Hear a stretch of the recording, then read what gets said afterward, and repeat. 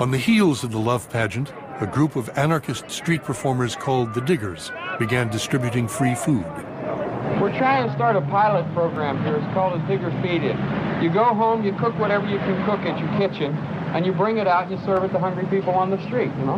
And if everybody does it, we'll all have a ball, you know? The street theater that we had been doing was now going to be acted out as an alternative society where food, shelter, entertainment was going to be free without ideology.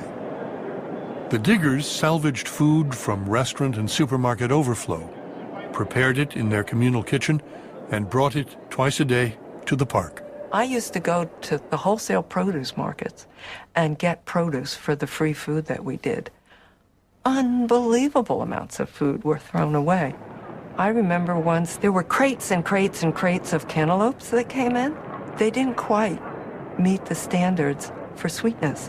They couldn't be sold. They stood in back of the produce market. We came there twice a week. We picked up 10 cases every time we came.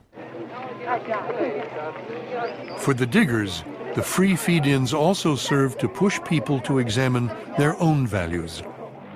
We were looking for the people driving by, going to work, who would see people gathered in the park eating food free, and that this would provoke them, provoke their idea of what they were doing by going to work.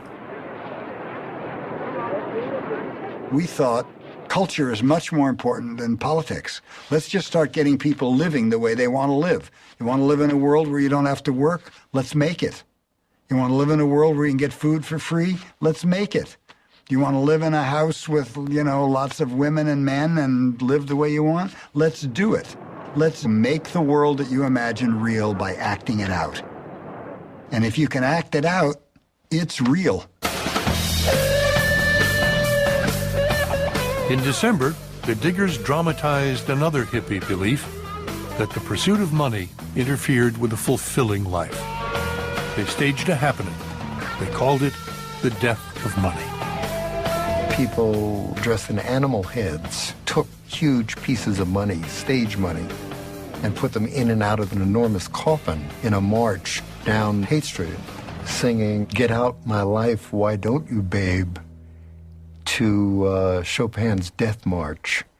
And it went, "Get out my life, why don't you, babe?"